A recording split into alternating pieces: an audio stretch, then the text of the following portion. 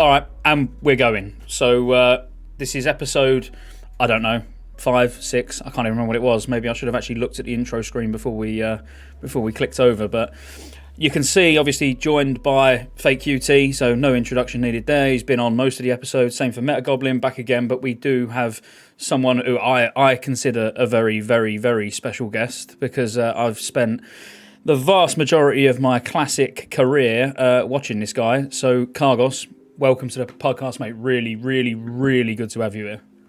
Yeah, really good to be here, man. I appreciate just the invite. I really do. I love collaboration and a big fan of all of your content. You know, Meta, I've watched your stuff for years now at this point. Scotty, I just recently found out about you, man, but you have a really comprehensive slate of content. Fake Cutie, I remember you were streaming on one of those TBC servers. You were the top streamer over there. You had hundreds of people watching you, man. I feel like I'm in the hall of TBC legends right here, so thanks for having me. No, honestly, so absolutely stoked to have you here. So really quick plug for all the guys that are obviously taking part. So yeah, Fake QT, you can find him over on Twitch, YouTube, yeah, making TBC content. Metagoblin, same, obviously does all well content, and obviously you probably already follow Cargos on both Twitch and YouTube, but all of their details will be in the show notes on the podcasts or on YouTube, obviously in the description. So little quick rundown on what we're actually going to be doing today. We're going to give a little bit of a news update and a little bit of a discussion around the timeline, where we all feel that the timeline is at the moment, and when could you expect to see a TBC announcement or an actual TBC beta/launch. And then we're going to be having a bit of a dive into the professions. I want to keep it to around about an hour if we can, but obviously, once us boys start chatting, who knows how long it's going to go on for. But just really quickly, there's been a couple of things that have come out recently, which is the beta client being added back to the the classic beta client being added back to the Blizzard catalog. Cargos, we'll start with you. I mean, what do you think that means? I know it probably seems fairly obvious, but I'll let you kick off. Yeah. Well, I will say, you guys were there for the weeks and months and maybe even years leading up to classic launch, right? So you were. It's still somewhat fresh in our mind how that all played out. And I'm getting flashbacks back towards, a year ago or so when this exact same thing happened for Classic. Remember? They're something, they said, a deprecated beta thing got added to the Blizzard CDN or something. I had no idea what that meant back then. I was like, what the hell is a CDN? What is going on here? I don't know. This seems kind of sus. This might not mean anything, right? Now the same thing's happening with TBC, so there's a bit of a precedent here. So what happened with Classic is, some big brain, galaxy brain, 5head figured out that they added, a beta or something to their content delivery network. And then a few weeks later, a beta or a demo, I forgot what it was at the time, ended up coming out. So I think it's a good sign, and there's something we can look to say, hey, there really could be a TBC beta on the horizon. How do we get invited, Do you think we could be shocked? Do you think it could be not a red herring? Obviously we're all sat here, and obviously Cargos does a fantastic podcast with Crix called The Dark Portal. Obviously check that out on his channel. We're all sat here expecting a TBC launch. I'm in no other mindset. I don't think it's going to go any other way. But do you think it could? Do you think that client could be put there for something completely different that we're not even expecting? I'm putting on my tinfoil hat here, and I can't think of anything else it would be, right? I mean, it's they added a beta type client. What could it possibly be for? The only other thing would be Shadowlands, but I don't know, that might be an apple and an orange. I think that the chance of them not announcing TBC in February is very small. I was there at BlizzCon 2019, and even back then they were talking about, somebody asked them on the World of Warcraft panel, they said, what about classic TBC? And even back then they were saying, we're not against it. We just want to do it right. And we don't want to jump the gun here. So I think all signs are green. It would be pretty shocking if they didn't announce it at BlizzCon, BlizzCon line. Yeah. What about you, Mel? What do you think? I mean, just on Cargos' comment, me personally, even though BlizzCon is probably the setting, that's where it should be announced. I personally think we're going to see it sooner, if I'm honest. Purely because I was also thinking that. Well, times are really uncertain, aren't they? BlizzCon. Is that actually confirmed that they're doing a live online BlizzCon? It's BlizzCon line, isn't it, or something like that? That's what I've been reading. I don't think there's a hard date yet, but it's in February. I didn't even know that. Well, it'll definitely get announced then, though, won't it? Yeah. At least by then. But I think it could even be announced next month, potentially. Mm-hmm.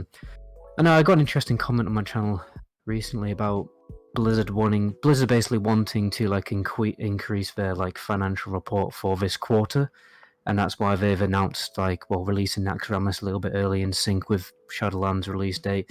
So obviously, if they announced Classic TBC at a similar time, it would encourage more and more people to go and play Classic WoW and stay invested in the game, and obviously keep that subscription paid for, rather than people, unsubscribing because they have to wait too long for TBC to come out. So could potentially happen next month. That's probably quite optimistic, but it's definitely going to be announced before February, or at least at February. What do you think, Fake QT? Do you an announcement before February? Do you think? I don't think so. I think I would say BlizzCon probably as well, and then maybe like a release at August or something like that. So like 2 years after the actual classic launch. Yeah, I mean, I don't think we will see like Vanilla Plus or something like that, or Classic Plus, because they already have so much stuff to do in Shadowlands that I don't think they have time to work on something completely new. So yeah, definitely TBC. I can see that happen. See, I'm just trying to rack my brains, like going back. Obviously, I played all the way from vanilla, all the way up to the first week of Legion, dinged 110 or whatever it was then, and quit, and that was pretty much me done with retail. But was we ever in a final tier of content where we had no certainty of what was going to happen afterwards? When we was in the final tier of MOP, did we already know about the next expansion, or was we raiding uncertainly, not knowing what's coming? No, not really, I don't think. Because that's what we're going to be doing on Classic, aren't we? We're going to be raiding Naxx. Let's face it, Naxx is coming in, 4 weeks or whatever, just over 4 weeks. We don't know what's happening after that, that's why I think it would be strange to not get an announcement before sort of the end of December, because there's no reason to keep playing, is there? You clear Naxx and then you're like, I'm done with the game. Yeah, I mean, they need to keep that incentive there, don't they, for people to keep playing Classic TBC. It's a really good point. That's a really good point. Yeah. So what about sorry. Super quick. My bad. But all I was gonna say is like I've never cleared a Naxxramas in a vanilla environment, but just heard from a few people who have, like, many times over in private servers, that with each week more and more people drop off the map. Like with each raid roster, a few people, like, that's a lot of people's main objective, clear Naxx. So every week you lose a few people, and there is like a big churn there. That's all. So I think you're right, Scott. Yeah, and I agree with what you're saying, I suppose, and that's the thing, isn't it? With private servers, for example, where you're playing a vanilla private server, once you've cleared Naxx, you've got nothing else to do. And you could almost be in the same boat with an official Blizzard server without actually, having the certainty of more content, which is ultimately what we want. What they could do would be to, like, after a few weeks of Naxxramas being cleared, maybe announcing TBC. And then at BlizzCon, there would be like this option to buy a few days where you can attempt, some TBC gameplay, just like with Classic back in the days, where you could play if you actually bought something for, like, I think it was $20 or something like that. It costed a little bit, but like I could see that happen since it's not gonna be like an official thing where it's gonna be online, so I guess it could be a really good way for them to make money by actually making everyone able to pay for a few days where they can test TBC. Yeah, that makes sense. Well, let's just based on the information that we've got. So the information that we've got is, we know when Naxx is coming out now. We've seen the Nano tweet about the leak. I assume we've all seen that. There was actually 2, more or less saying that it was insider information that we're going to have a TBC beta in March, I believe it was. And we all know roughly how these Blizzard timelines work throughout the expansions, because we've got like 16 years of experience of it. So I'll start with Fake Cutie and we'll go round. When do you think we're going to A, have an announcement by, and then B, when will a launch be? Forget the beta in between. What would your 2, just the month and the year, obviously? So, like, when we can expect to play? Firstly, when do you expect that we'll get an announcement that it's definitely coming, and then when do you think we'll be able to play it? Yeah, we should see an announcement at BlizzCon, I would say. That's like the least, and then I would say the gameplay could be around, summer 2021. What about you, Kargos? What's your gut feeling? I'm just looking back at the precedent here with Classic WoW, and if it followed the same kind of trajectory, we would, best case scenario, have a playable demo as a perk of buying the BlizzCon Online Pass. I think that's what they did for one of the BlizzCons, right? That was why I bought a BlizzCon thing that I never had before, just so we could play that demo. It was up to like 10 or 12 or something like that, and they gated your amount of playtime.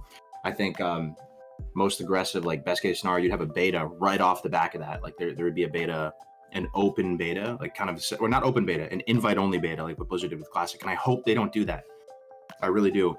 I don't know if you guys were happy with the way Blizzard did the beta for Classic, but as a content creator, we're a little bit biased here. But it kind of felt like a Blizzard boys club. They had a few content creators just invite, kind of their boys, and that was pretty much it. They were streaming it, and I got an invite a bit later down the line, but it felt like, and some people in the chat, I don't know if it felt the same way for you guys, but it almost felt like it would have been better if it was just open to everybody, and like the content creators weren't given like some massive priority. Maybe it was just a random roulette or a drawing of invites or something, as opposed to making it feel, because those people are playing it for the months and months leading up to Classic and making content for it. I don't know. I hope that they would maybe consider doing just an open invite to everybody, a random drawing. Maybe they prioritize people who played back in TBC and they have accounts from TBC and they say, these people played back then, instead of just, here's the top people, here's your invite, enjoy. Yeah, I agree. Yeah, totally. I don't quite understand how they will prioritize. I'll use people like Asmongold. They're going to prioritize these people that they know are going to get thousands and Kargos, I would put you in that camp. Obviously, everybody who plays Classic knows about your content. It's as simple as that. So I think you'll breeze a beta invite. I'll be probably buying one off of you. But the main thing that I don't understand about Blizzard is Shadowlands, for example. I got a Shadowlands beta. I don't even play retail. There's people on the stream who literally, they're just hardcore retail players and they didn't get a beta, but I did. Like, I don't understand how that even works. What is there? I didn't even have an active subscription at the time when I got the beta invite, so I don't quite understand how that works. But I do agree that it should be, however they do it, it should be sort of fair to a certain extent. But then the sort of pessimist, I suppose, inside me thinks, well, why does it matter? Because we want a beta just to see the tuning, and how. And someone even mentioned, Deputy TV in chat mentioned about, we spoke about tuning. We haven't, but there's so many private servers and that. If you just want to see the systems and stuff like that, you can go and see it. But ultimately, I think it should be an open beta. They should just be beta weekends, a bit like stress tests, where anyone, it doesn't matter whether you play WoW or not, you can go on and you can test things. Even with max level characters, just create an instant 70 and go in Karazhan, see what it's like. I mean, there's nothing to hide, is there? Their purpose behind beta testing should be to make sure that it's crisp, it's polished, it's balanced when it goes out. I mean, what's interesting you say that, because the actual purpose of the beta was probably more so marketing rather than that, right? Which I don't blame them for, because it's kind of free marketing on Twitch. They had some of the top people playing the beta for months and months. But at the same time, that sensitized people to Classic content for months and months and months of watching the dungeons and everything before Classic launched. And I think we'll never know the opportunity cost of that, but there might have been some magic. It's possible, maybe a 1% chance that maybe we would have had a more explosive launch if people had blue balls the whole time and they nobody could play it. And now we're hitting the beaches, as soon as the game drops, and everybody is so just unbelievably excited. Because the other thing it did by allowing the top creators to play for months and months and months is I think it set us off in the direction of that whole streamer privilege, anti-streamer movement going into Classic. They had a site called Avoid Streamers. I was on it and stuff like that, and I was getting massive flack just for wanting to play the game. And because these streamers had access to the game early, normal people couldn't play it, and it just, I don't know, man. Just I don't know how you guys feel about all that stuff, but for me, it would have been better if it just felt even, Steven, fair. Like the people. It was just a random drawing or whatever. I don't know. What do you think? Yeah, no, I agree. Meta, go on. What's your thoughts on that? Well, I didn't actually get invited to a debater, unfortunately. I was pretty miffed about that. But I think obviously, I think obviously streamers and YouTubers, it's probably best if they do get invited to it, because again, like, it is free publicity, but it should obviously be open to as many people as possible. I guess the only reason why they probably wouldn't do that is because obviously you have to like host servers for debate, and that's obviously going to cost a little bit of money. So that's probably why they don't really like give the beta to absolutely everyone, like an open beta. But obviously more testing the better. But that's probably why they don't do it. They're just trying to cut costs down, unfortunately. Yeah. No, again, we don't. Well, I personally don't know that side of things, as in how much it physically costs them to do these things. But I would say whatever it is, they should look at as an investment, because it will cost them far more if they release something that people are not happy with. Classic. I love Classic. I'm playing Classic. I had a short break from it, but ultimately, it's a good game. But I don't know where you guys stand on it. I do watch your content and everything, but it's something none of us really talk about much. Is that how, and excuse my French, how fucking easy it all is. As in the raids are. They're just too easy. Things could have been tuned. People like Cargos and making hardcore challenges and stuff like that. The community are having to make their own stuff up just to make the game that little bit more fun. Now, TBC was a challenging expansion, and if you go on these like sort of pre-nerf servers, I'm not going to sit here plugging private servers, but you'll know what they are and how they work. Some of them have got 2.0 itemization, some are 2.4.3. Some of them are completely pre-nerf. An example would be Nightbane. I appreciate we're going slightly off topic here, but Nightbane in a pre-nerf state is a very difficult fight because the ads only take physical and holy damage. So people was going back and farming strat to get strat home holy water and things like that just for that extra damage, because as we know, TBC is a caster expansion. It's a ranged expansion. So the amount of physical damage that you actually take to a 10-man is quite limited, because you're going to take an elemental shaman, a couple of warlocks, a shadow priest. So you get to a boss, which is difficult, and now you have to, it sort of forces you to make a more balanced group. So now melee will start getting in. And that's what I want to see. I want to see content that we don't just absolutely breeze through. And I've heard people talking about the gating as well. Obviously how we've had phase 1 through 6. I don't agree with that either. As in I think it should be released how it was released back then, where technically Hyjal is available at launch, and there was a guild in China who cleared it within a month. A month of release, they got through and they smashed Mount Hyjal, which is great. That's going to happen, but you've got to put some serious time into that, because the amount of reputation grinds and quest lines and all that you need to do, it's naturally phased without it. To get into tier 6, you need to kill KT and Vash. So you're not in your average semi-hardcore guild. You're not going to be doing that in 4 weeks. Do you know what I mean? What's your thoughts on that? And then we'll move on to professions. But we'll start with Fake QT. We'll start with you. So, what's your thoughts on how, when we do inevitably see a launch, what should we expect content-wise? We usually agree. This time I don't agree. We never agree. I would actually like it to be gated, especially because I love to play arenas. And if you have Hyjal or Type 5 content out, that gear is going to be such a huge advantage compared to Gladiator gear in the beginning. And you can easily divide it into 5 phases. So you have Type 4, Type 5, you have Suleiman, you have Stonewall Plateau, you have Black Temple, and Hyjal.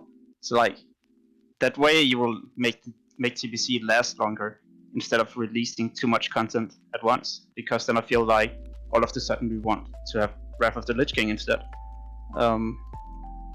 So yeah, in my opinion, I would prefer this stuff to be gated, so the arena seasons is also going to be more fun. That's fair enough. Meta, what do you think? Well, I mean, I guess you said that you want everything to be released exactly how it was, but I think if we did that today, we just wouldn't get the same experience at all. It wouldn't be an authentic experience to the original retail TBC, because obviously retail TBC, it was difficult to even get 30 FPS, never mind 60 FPS, and things were a little bit more challenging, obviously. So if you want to create like a more authentic experience to the original TBC, I think there does have to be a little bit of time gating, in my opinion, because I think what they'll probably likely do is release it in 6 set phases, like they did with Classic WoW. I think they'll just do something similar to that. Yeah, fair. Yeah, again, it would be boring if we all agreed on everything, wouldn't it? It's me personally. I'm probably just a bit more in the. I'm not going to say I'm in the no changes camp, because I do think there are some subtle changes that could be made, and I think there's tuning that can be done. But ultimately, yeah, I would just like to see it released as close as possible without it being a gimped experience. Cargos, what do you think? I wouldn't mind if it did that, as long as the next set of raids would release a little bit earlier too. Yeah, no, I get that. What about Cargos? Changes? No changes? How should it be released? Yeah, there's a lot to get through here. So with regard to Classic versus TBC, I see like massive strengths and weaknesses to both. For me, I'm a Classic boy, and I really just think I like it for reasons that most people maybe don't like it. Like, I like it for the vibe and the atmosphere, the music, the ambience, the color palettes. It all makes sense to me, and it's like very cohesive in that old world high fantasy Tolkien like just vibe that you get from it. There's nothing will ever come close really to me than just like leveling through the Barrens or Westfall and stuff. It'll just do it for me every time, and I'll play the game solo. So, but TBC, is like a stronger game in many respects when you think of like the mechanics and how the tuning and all that type of thing. But my only comment there would be, I hope that people moving forward, with Classic can just treat it like a sandbox and make your own challenges inside of the game. And I think we're starting to see that as well. Moving on to the TBC stuff, what I would like to see from Blizzard, and I'm trying to like factor in just a degree of realism here, like what they're actually going to do. I don't think they're going to ban multi-boxing and all that. There's no way. But I just want to see them communicate better with the community, like feel like they're there and working with the community and getting feedback, even if they don't implement that feedback, at least to be there to talk with us and be like, look guys, we're in it for the long run. We plan on keeping the servers on for a long time. So even if we go no changes with this first round, just to get one like TBC life cycle with the original values, just know that in the future we could tune it up or tune it down. That'd be one thing I'm thinking about. The other way to do it would be just to make TBC harder, and there is a precedent they can follow with the private servers, because apparently these private servers are like 2.5x or 2x tuning with a lot of the stuff. With I don't know if it's all mobs across the board, if it's just dungeon, just bosses and stuff, but they can look to that just like how they looked at Nost and stuff, and get some key takeaways and go, hey, look, like the game doesn't break if you make stuff harder. And maybe we could use this as a marketing strength and go, guys, remember TBC back in the day when you were little kids and you weren't ready for that? Well, you're not going to be ready for this because Illidan is 5 times harder or something, and you walk into Karazhan and the tank gets global or something. There could be some magic there. It's possible. Do I think they'll actually do it?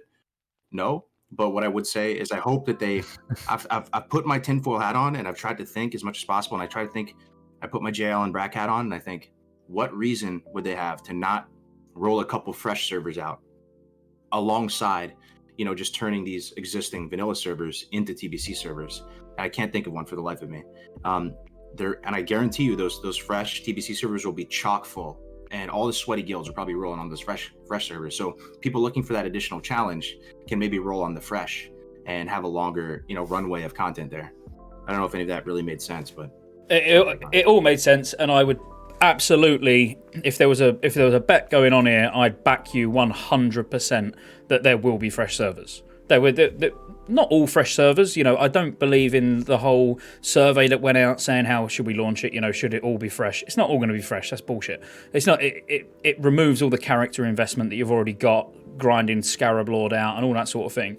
But a few fresh servers in each region, 100%. They've got to do it. And what is it actually going to? What's it going to do? It's not going to do them any injustice. Do you know what I mean? All it's going to do is give some of the large proportion of the community from private servers who just love fresh starts, that it's going to please them all, and they're going to leave their private servers that they're playing on and come for a fresh start on an official Blizzard server again. But the content needs to be difficult, because these, you had Dr. Cal on Cargos, didn't you, on the Dark Pool? I mean, that guy amazing tank, amazing guy. But he's guild. If the content is not at least tuned up slightly or in a pre-nerf state, Get Carried will join a classic TBC server from Fresh and dominate everything in no time at all, because they're just used to difficult content. The only thing I will say on that, just before I forget, I'm a goldfish, I forget things like 2 seconds later, was that somebody raised a good point one time where if it was easier content, the meta might relax a bit and you may not see like the emphasis on just the exact like sterile surgical comps you get right now with some of these TBC private servers. It may provide for a more because a lot of people think of TBC and they think, hey, I can play whatever spec I want and make it work. If they go into TBC and they're like, there's one Ret Pally only and there's one Arms Warrior only and everything is super like cookie cutter, maybe the expectation will be different from reality there. So all I'm saying is there's one possible like upside of having the stuff easier. Yeah, that is true. It will stop every rogue and warrior watching TBC content and re-rolling, I suppose, because at the moment there's probably a lot of them thinking about it. Because, like you say, it is a ranged expansion. It does, whether it's easy or hard. I agree with what you're saying, but even if it's easy, you're still gonna have the best comp, aren't you? If taking hunters and warlocks into easy content, if that's still the easiest way to do it, that's what these super hardcore, like you say, sweaty guilds, that's what they're gonna do. No matter how easy it is, and that's what they do. Classic is easy. You could take a Ret Paladin or a couple of Ret Paladins in Classic, Elemental Shamans, whatever. They may not be the best, but what do all the hardcore guilds do? They stack warriors and rogues, even though the content is not difficult. So that would be my opinion on it.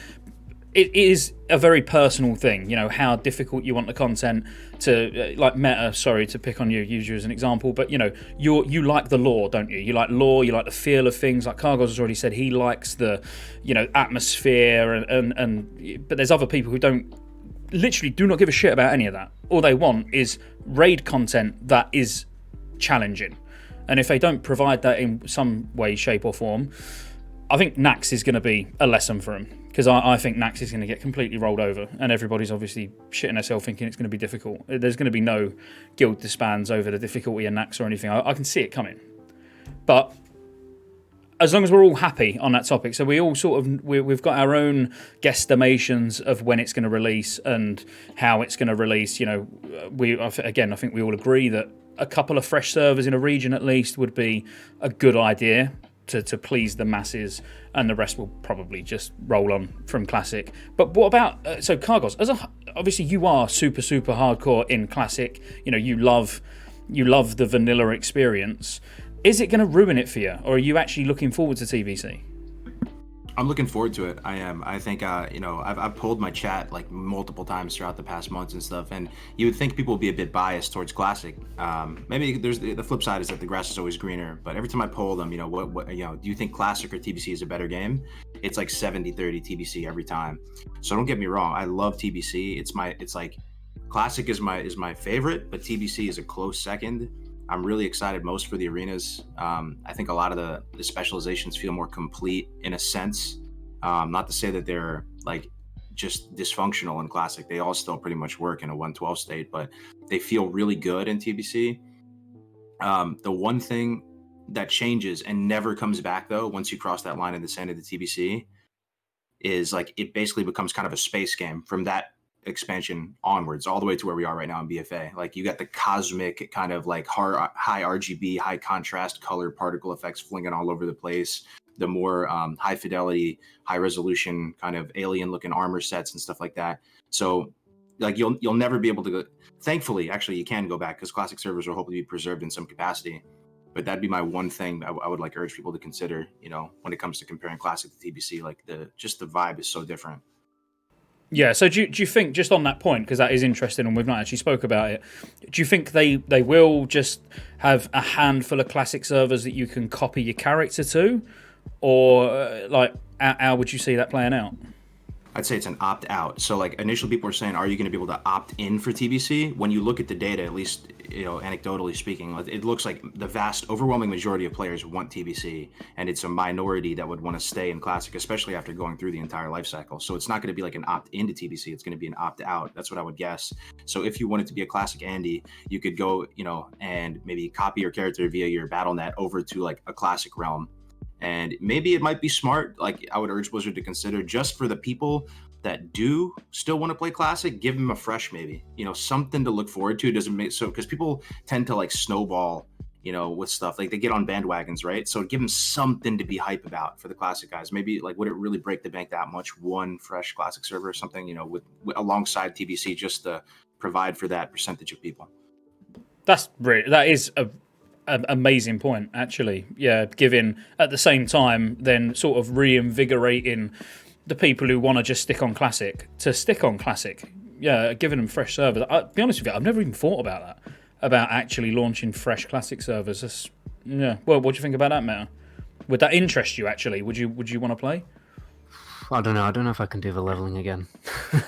I've done it so many times on private servers. It's just not really that fun for me anymore.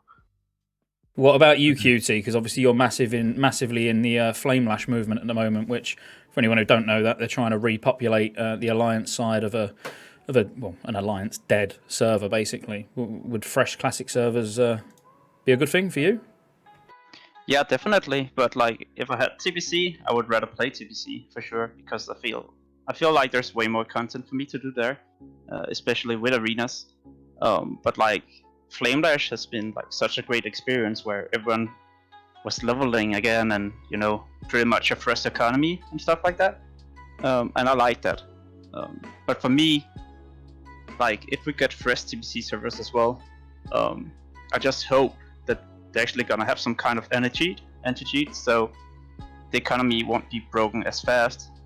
Even though you can grind gold really, really fast in TBC. It's a couple of days and you have like 5-10k gold.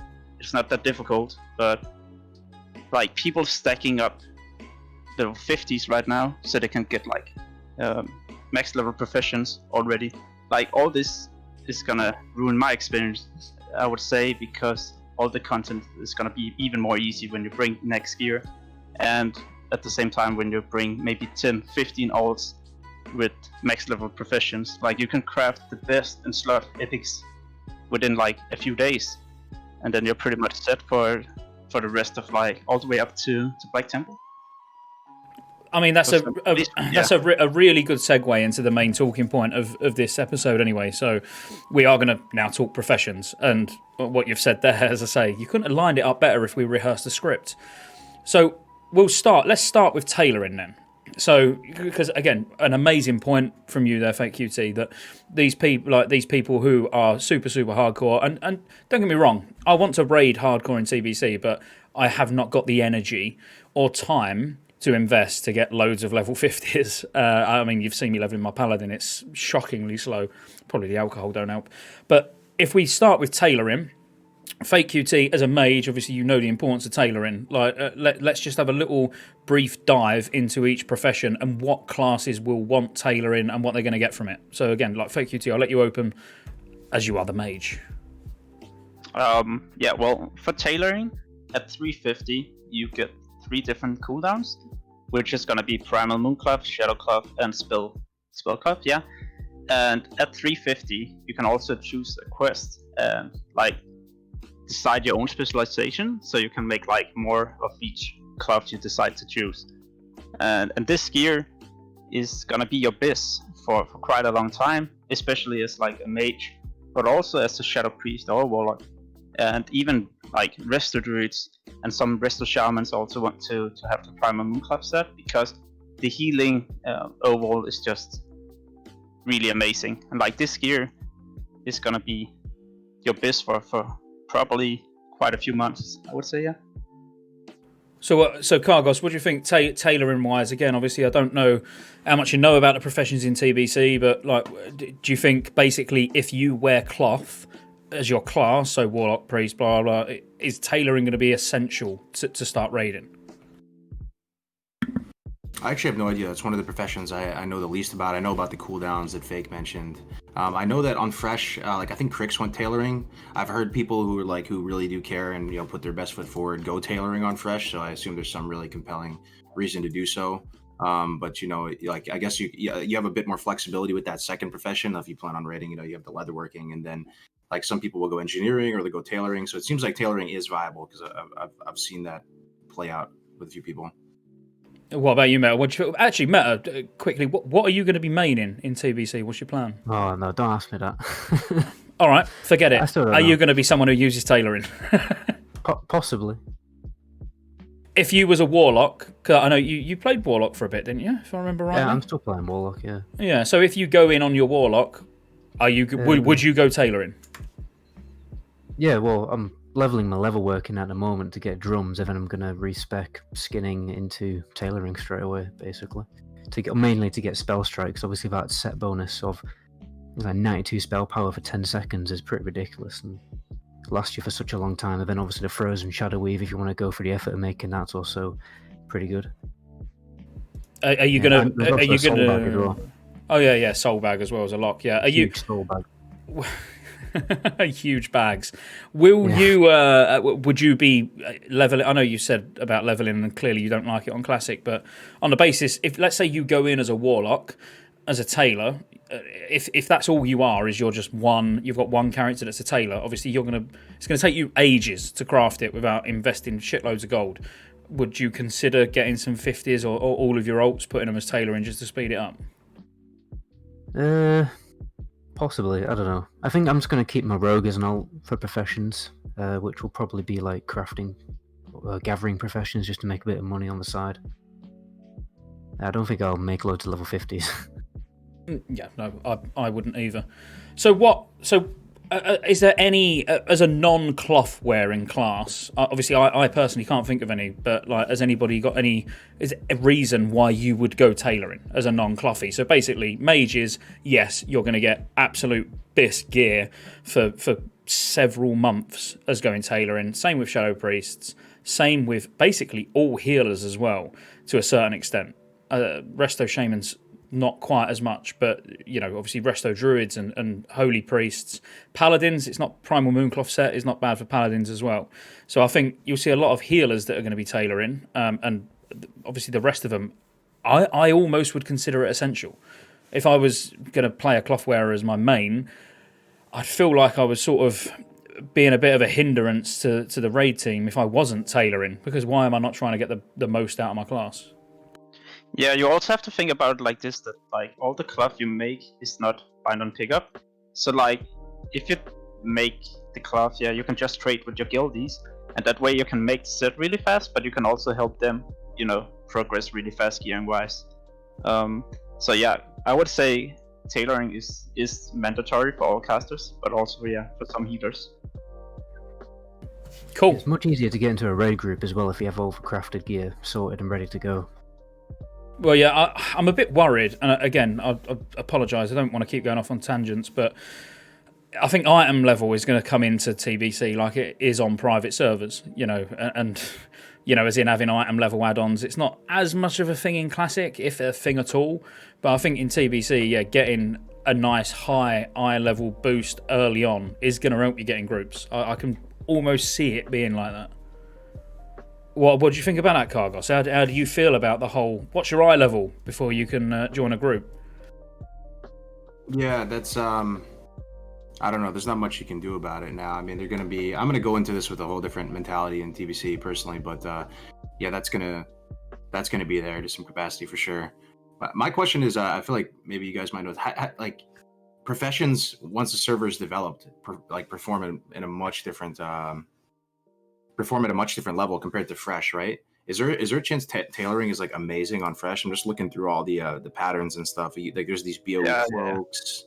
Yeah. Is tailoring going to do really well on Fresh? And then I also heard, we have to think about this, that a lot of people are going to go into TBC maybe with gold cap, and if you really have that much play money, you can do weird stuff like level every profession and still continue to use some of those benefits or perks from the professions. Does that apply to tailoring at all? Like if you have complete bougie buku baller money, like can you go tailoring, make a VLP, drop it, pick something else up? No, because I think Or yeah, it is like this. So you need tailoring in order to use these items. So you can't really do that. But like on fresh servers, I always make my epic flying mount before I even hit 70, because tailoring makes such a great amount of gold from like the 16 slot specs. And also there are some bracers. I think it's bracers of Havoc or something like that.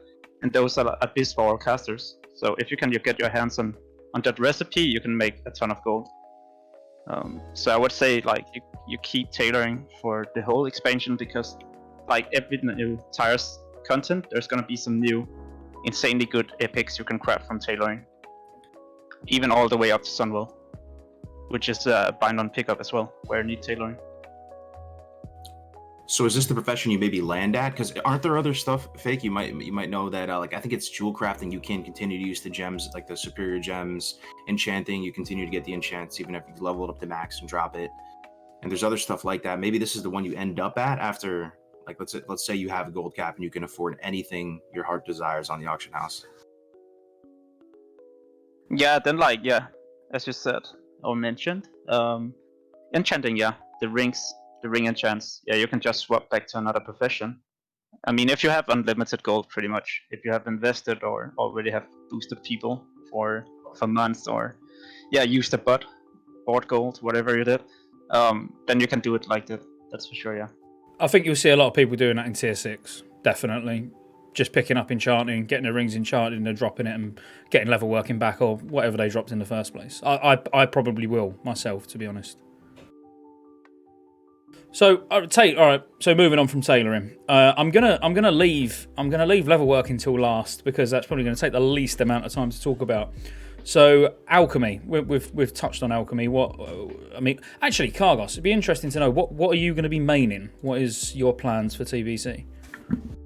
I think it's going to be Hunter, man. Hunter is the class fantasy that resonates with me the most. I really love ranged physical damage. I love how you're a survivalist. I'm a big, call me corny, but like I'm a big dog person in real life. So having a pet, in game, that doesn't, rub me the wrong way. I like the, the beast synergy and all that, So, in classic, the hunters have had to hang in there a bit, right? People say, oh, imagine playing Hunter in classic, they fall off hard, all this. Like the Hunter really comes into its own in TBC. So I don't know if I can resist the temptation of playing my favorite class when it's at its absolute strongest.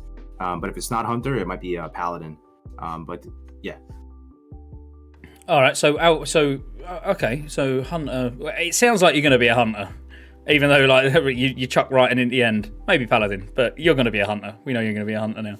So your professions are going to be lined up. You'll know what you're going to be, but we'll get to those. So I mean, Alchemy, you've got 3 different specializations, and this I think this is quite interesting to discuss, because you've got transmute, potion, and elixir. Obviously, as you know, you master into one of those, and then you have a chance on crafting that particular type of, whether it's a potion, elixir, or transmute, to proc extras and get them for free.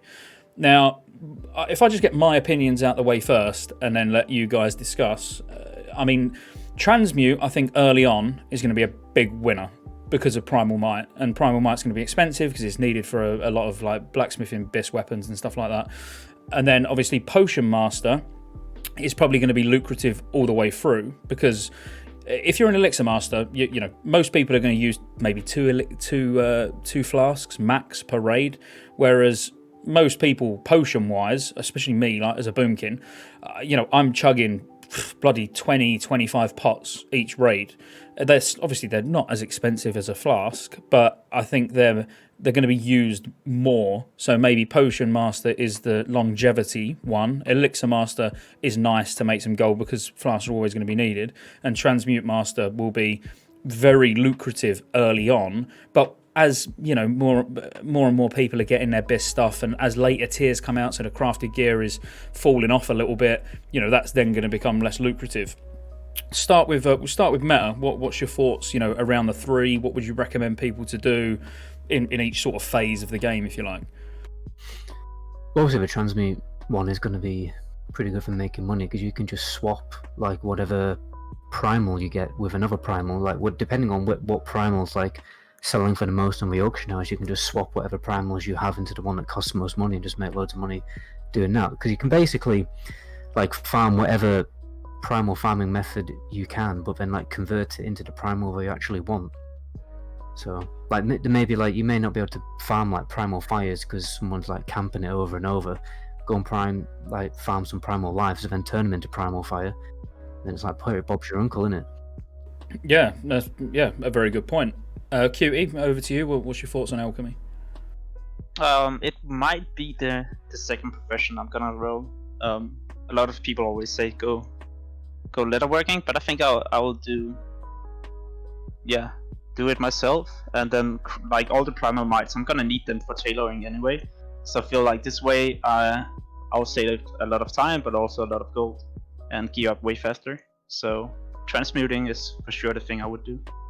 And actually, what Not TV's just said in chat as well. So when you get into Sunwell Plateau, when Shattered Sun Offensive Rep becomes available, you can make a really, really, really good trinket for every class. Essentially, every class that's alchemy, it's amazing. And I'll pick on feral druids specifically because, as most people know, I'm a feral DPS druid. But the fact that you get extra mana, an extra 40%, I believe it is off the top of my head, from mana pots, helps with power shifting, for example. And you get of the assassin, which is attack power, and you're getting that extra mana from your potions. It's immense and really good for healers and everything. I think alchemy will be probably stronger towards the end of the game, towards when Shattered Sun Offensive comes out.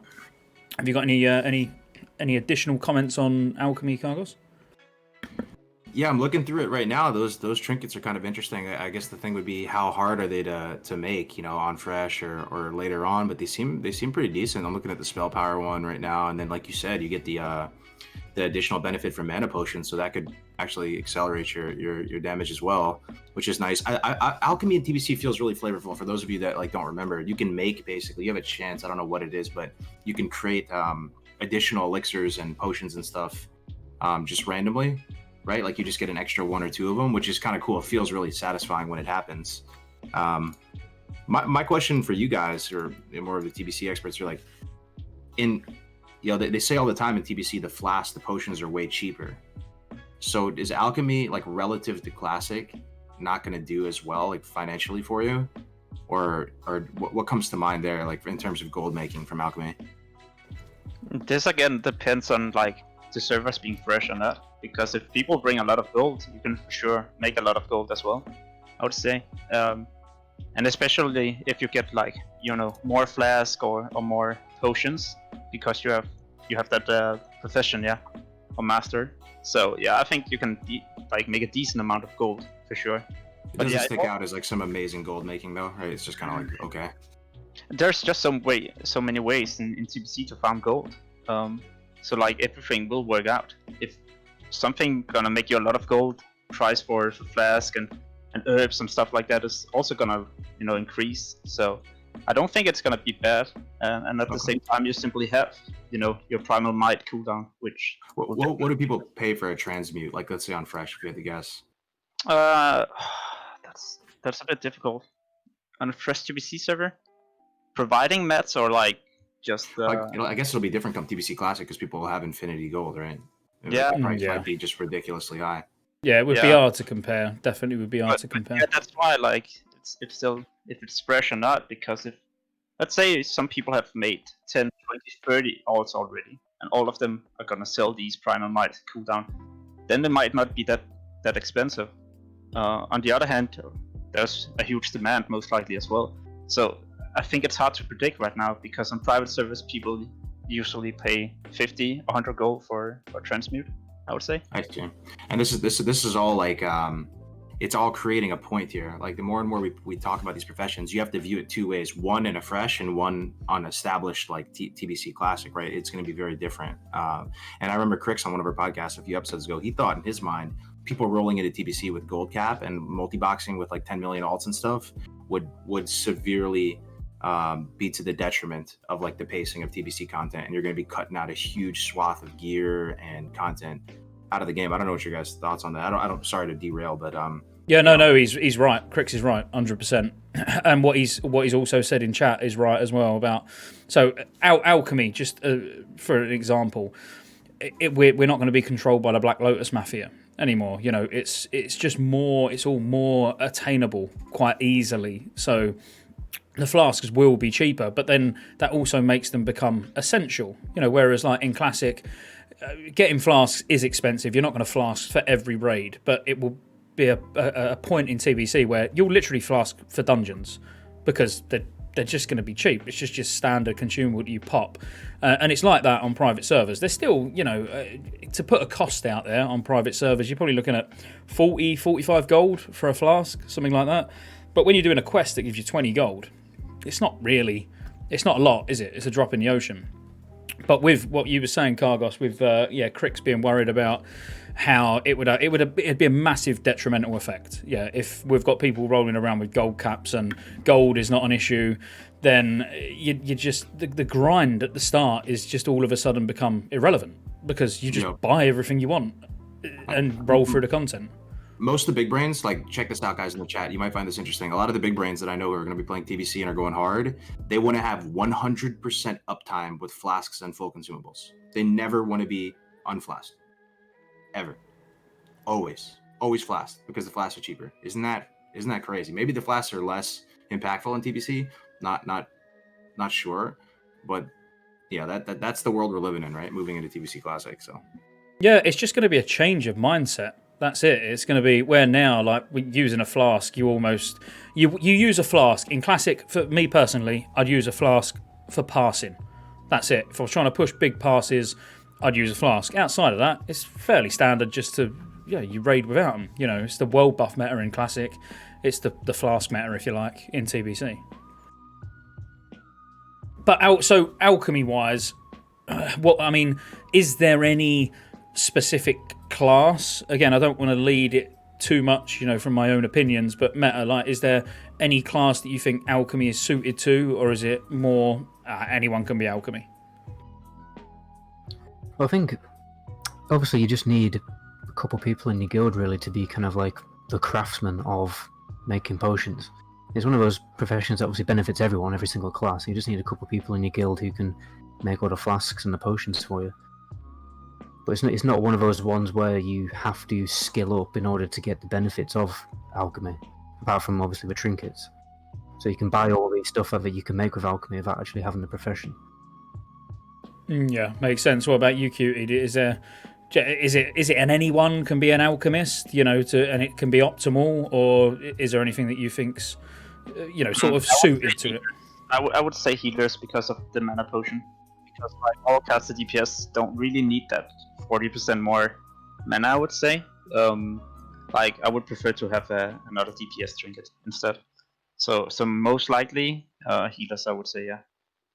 Yeah. So Cargos, based on the discussion so far about alchemy, could you see yourself going alchemy in TBC? I don't think on the hunter. I think I'm gonna go NG leatherworking, just on the fresh. But anything could change. I just don't see it being a huge. Looking at what you get access to, it seems like this would maybe be better for classes that have mana issues. So you could get the increased mana potion. Like, what is there any kind of combat efficiency that comes to that like would be, you know, valuable from alchemy? It looks like that's the only one I can see, just the increased benefit from mana pots. But hunters, to my understanding, like, you don't really have mana issues. So yeah, no, that makes sense. All right, so alchemy covered. So let's move on. And Meta, I'm going to let you kick off with this while I dart away for 30 seconds, and then just keep the conversation going. So blacksmithing. Let me get my notes. What, you're reading your notes? Yeah, I brought some notes. Bloody hell, you was prepared. I writ 3 things down. So... I put, tell everyone I'm a Cargos fanboy, tell Meta Goblin I love him, and tell Fake QT to get a camera. That was all I writ down. I mean, obviously, blacksmithing is like the go-to spec probably for warriors to get Storm Herald if you're going PvP, because you need that really slow two-handed weapon. It's also best in slot for Fury Warriors, because you want Dragon Maw with that 212 haste buff for 10 seconds, which is also best in slot for Enhancement Shamans. And apart from that, you've got a few like pieces which will help you out getting into a raid, like Swift Steel, and stuff like that. And there's obviously resistance gear that you may need to craft. It depends on how much they're going to tune the content, whether we actually need resistance gear. whether you can just cheese it with like one of the Alchemy cauldrons that is like that thing that you can give to everyone, which gives everyone like a protection potion for 5 minutes, whether you can just cheese it with that, or tanks will genuinely need like loads of nature resist gear for SSC and things like that. So it's got back. Blacksmithing seems super good in TBC. Like, I feel like a lot of people, they vibe hard with the RP of blacksmithing. They just love the idea of being able to craft armor and weapons. And it seems like in TBC, blacksmiths get a lot of love. They craft so many good pieces. Looking at everything here, Storm Herald being one of the big ticket items. That chest. That's good. It's good news. I'm curious, like, how do those sharpening stones and stuff do? Or is that a mandatory raid thing, or does that conflict with imbues and stuff like that? Still. Well, I think everyone can get Wind Fury Totem. No, can't. I'm not sure if Wind Fury Totem overlaps it. That's what I'm saying. I think it might. Yeah. Everyone just gets Wind Fury, I think. I'm not so sure. Sharpening stones for melee, oil for casters. So people want them, okay? Yeah, they do. Yeah, it's quite. I mean, blacksmithing for me, it can be sort of semi-lucrative, but it's good. It's only going to be melee. People who want a big two-handed melee weapon or enhancement shamans that's going to be interested in blacksmithing. I would have thought. I can't see that many people going blacksmithing to actually try and make gold. No. PvP you can really is make some like DOE gear, really, can't you? Yeah, I mean, there's some like, is it Braces of the Green Fortress? Rings a bell off the top of my head. There's tanking braces. There's quite a few bits that are, particularly strong, and obviously you get a lot of these patterns from like Sunwell and stuff like that. Where even before then, actually, even from TK and stuff like that, where it's bind on pickup, but they're actually dirt cheap to make, providing that you are that profession. Yeah, I think it's Rage Steel, because a lot of warriors want it for the hit rating, because they combine it with Fell Leather, because both of those gear pieces have quite a decent amount of hit rating. Obviously, you need a lot of hit rating for raiding. But to be honest, I don't think people actually need that much hit rating in Classic if they're going to be decked out in Tier 3 gear. So maybe those gear pieces have become even more redundant than they already are. Is there a reason to continue being a blacksmith after you've crafted what you need to craft, or can you just drop it at that point and move on? There's still some items that's gonna drop, like some recipes that will definitely provide you some great items. So I would stick to blacksmithing. Okay. Yeah, and you do need it to use it, and you also need to upgrade it at the end of the day. Once you make the first version of it, that's not you done. You're going to be keeping your weapon upgraded, or weapons. If it's 2.4.3, enhancement shamans will be able to dual wield the one-handed maces. But if it's a 2.0 itemization, then it's main hand only, so they'll only make one. But essentially, it's a big gold sink, but it's also a big power boost, if you like. But there's going to be a lot of mats required and a lot of farming required to keep it upgraded throughout the expansion. So I think once you've invested in blacksmithing, you're probably not going to drop it. And there probably won't be many warriors in Classic TBC raiding, so you probably just, if you're like the only warrior in your raid, you probably just get given loads of gear anyway. So it might be a better option to just kind of ditch the gold consuming profession and get a gold making profession and just get given all the raid gear. Yeah, I think two-handed weapons, one-handed weapons, they're going to be up for grabs. They're not going to be highly contested like they are now in Classic. Again, I think. This is also why I made recently the investment guide for TBC, because like at some point after next, if they say there's not going to be fresh servers and it's going to be progressive, a lot of people will all of a sudden have to buy like all the materials from 1 to 300. So like in case we don't get fresh, then I would actually recommend that you maybe start buying bars, ores, gems, whatever you're gonna need, skin, because like this is gonna raise, the price is gonna go really high. People are making like 300 to 400 gold an hour at boosting. So you can imagine, like, would you rather do a couple of boosting, get 300 or 400 gold, or would you farm for 10-20 hours to get the same amount of ores right now? So like invest into these items. in case we don't get fresh. And if we get fresh, I mean, then you'll most likely not play Classic anymore, so the investment is not really something you lose. Just as a quick aside, would you guys play fresh, or would you continue into the progressive servers? I would play fresh for sure. Yeah, so would I. I'd continue on. Continue on, okay. Yeah, I despise classic leveling. I don't know how you do it so much, if I'm honest with you. I can't do it. I think I'm level 44 or something like that on my paladin at the moment, and I'm not kidding. It's probably taken me a month. I despise it. Yeah, I just want to carry on. I want to get in a good place, ready. Don't get me wrong. If we all play with people that we want to play with and stuff like that, so my decision could potentially be swayed. If everyone was like, "Nah, let's do it. Let's go fresh." I could potentially see it happening, but I wouldn't enjoy it as much. I want that sort of authentic-y experience of where you've got your character, you're all decked out, you've got all that investment into your character, and then just continuing on into the next expansion. But I know, like, a lot of people in the chat actually say that, like, if we get fresh, the economy is gonna be better. But for me, it's actually not the economy, because in fresh TBC servers, you're gonna make a ton of gold anyway. And like, if you bring your classic gold into TBC, all those people who can't afford the time to actually farm gold can find a rare item and all of a sudden have enough gold for the rest of TBC. For me, it's more that you bring an X gear and you bring all your alts with like max profession. That's gonna ruin my experience if there's not gonna be fresh, because then the content is gonna be even more easy if it's like 2.4.3 at the same time. It's concerning, right? I mean, just the table stakes are so high in 2021 that, I don't know, Blizzard has access to that data maybe, but like, could we be in a situation when TBC Classic launches, you zone into Hellfire, all the info's out there, half the people rush to Zanger Marsh, some people dungeon cleave through Hellfire, there's 70 in 2 days, they have all the gold in the world, they just buy all the BOE epics.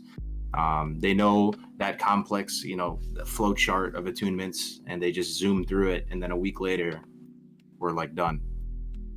Probably. Yeah, it's a possibility.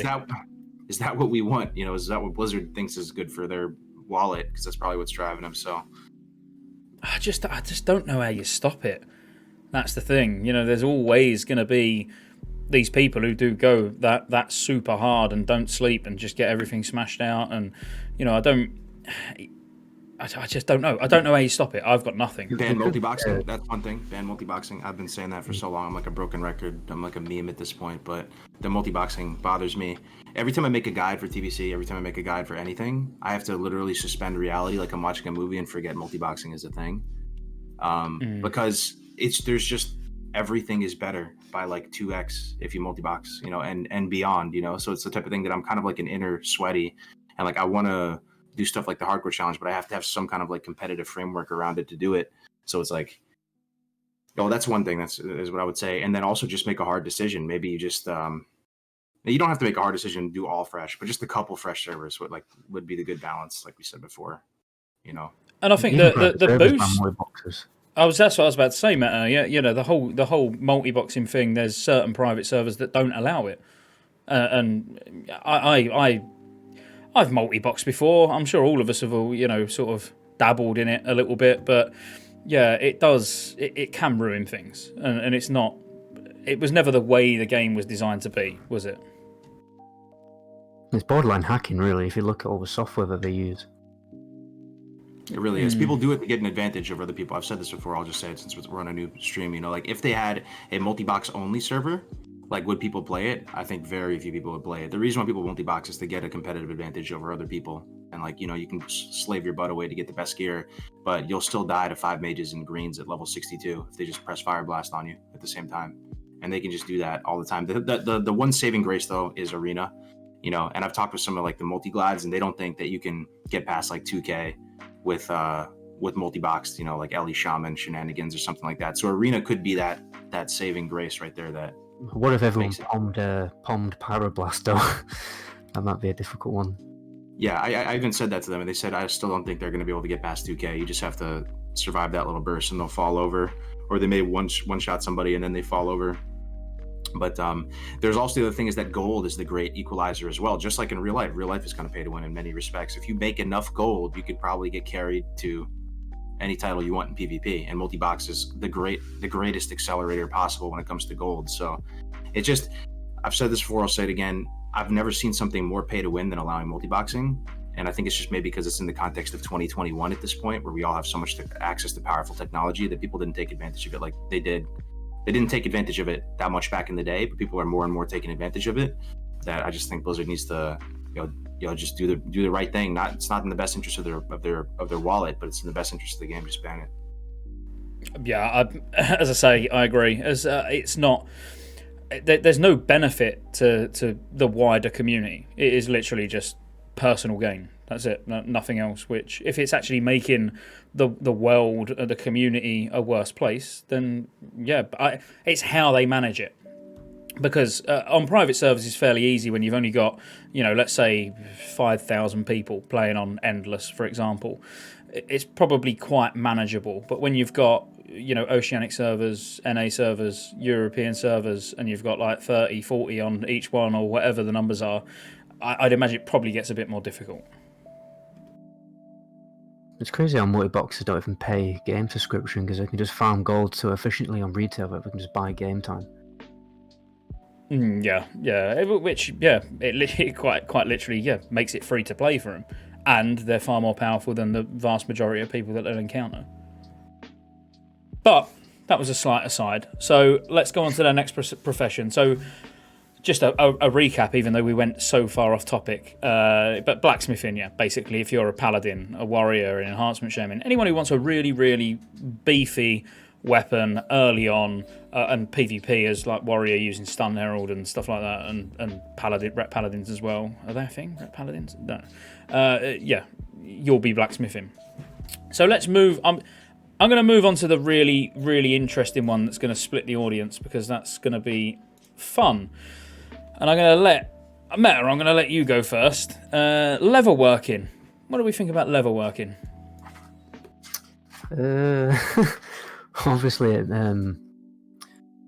a lot of raiders do opt to get leatherworking as a secondary spec, only mainly because of getting drums of battle. It provides, pretty sure it's 80 haste for the entire party. I think it's something like roughly like 5% haste, so it's like a mini heroism or bloodlust, and obviously that's the main reason why people pick it. Apart from that, there's a few.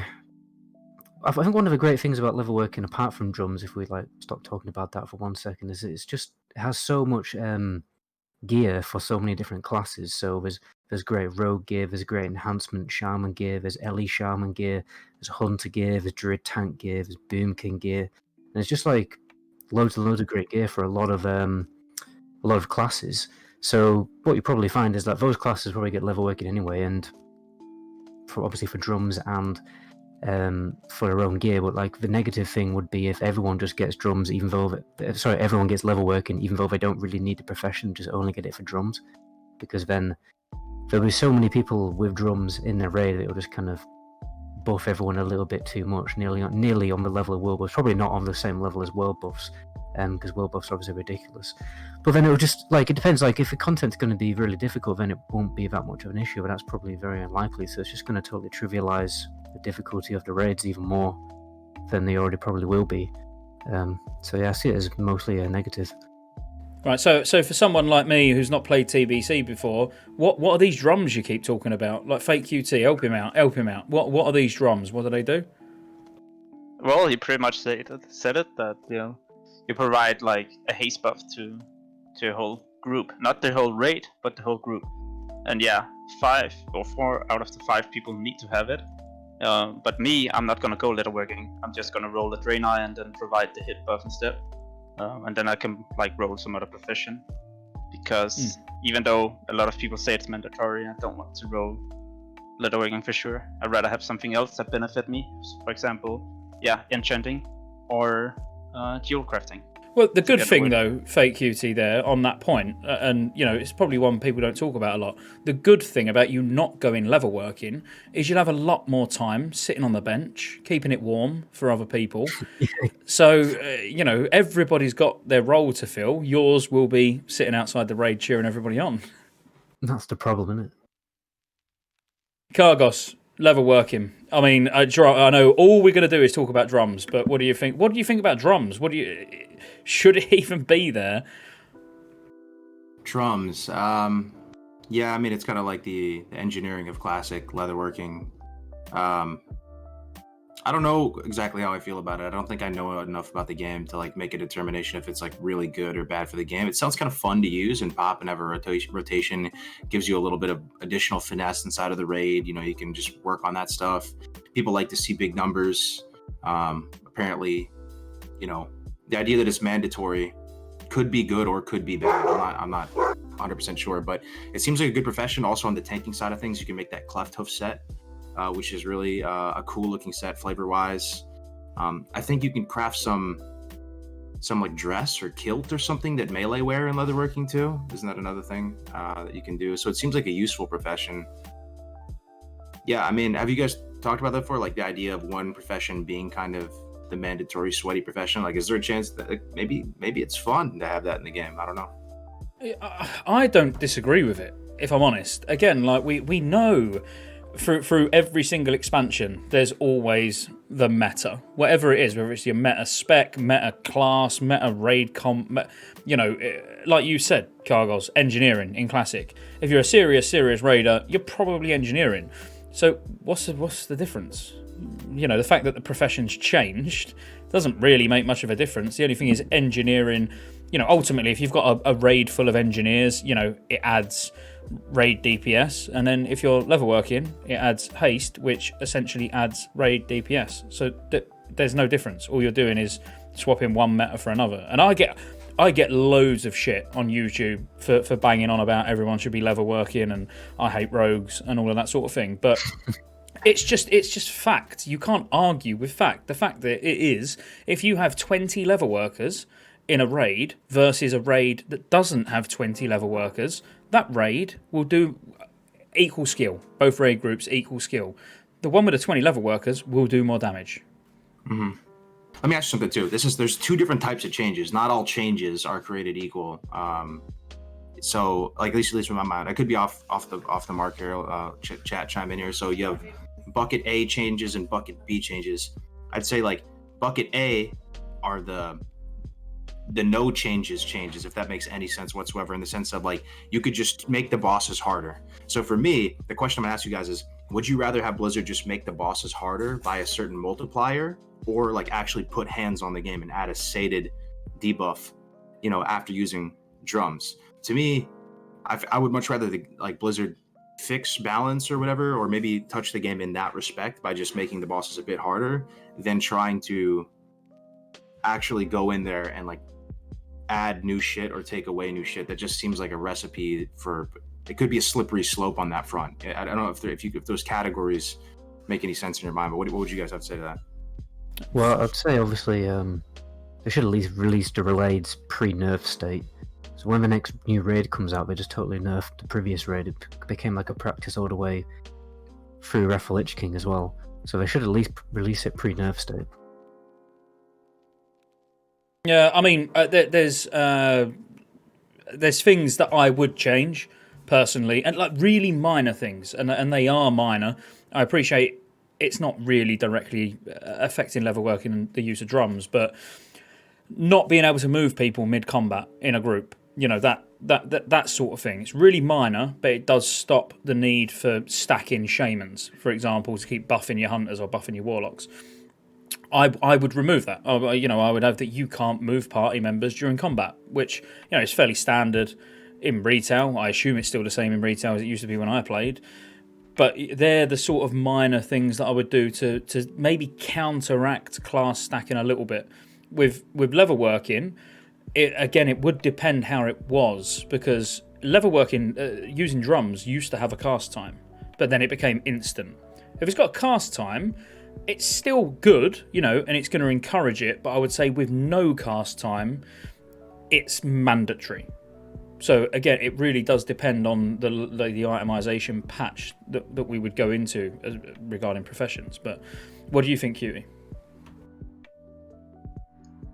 Regarding the drums, unlike I think Blizzard will never do anything about it. I mean, if they have, wanted to do something about it, they had probably changed stuff in Classic as well.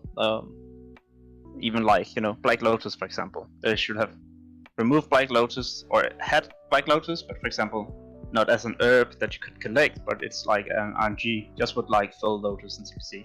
So I don't think they're gonna touch the game, to be honest.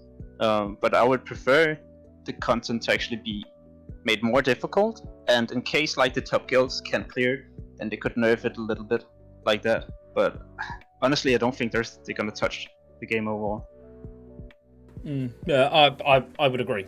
Again, I don't think we should expect big changes. I don't think we should expect subtle changes, but I think they should. I don't know about that though, because we have started making very subtle changes in Classic with a new Nax patch coming out, because now a lot of hunters can benefit from certain world buffs that you originally only gained melee attack power, but now give range attack power. Yeah, that's true. That's true. Maybe that's a sign of more positive things to come.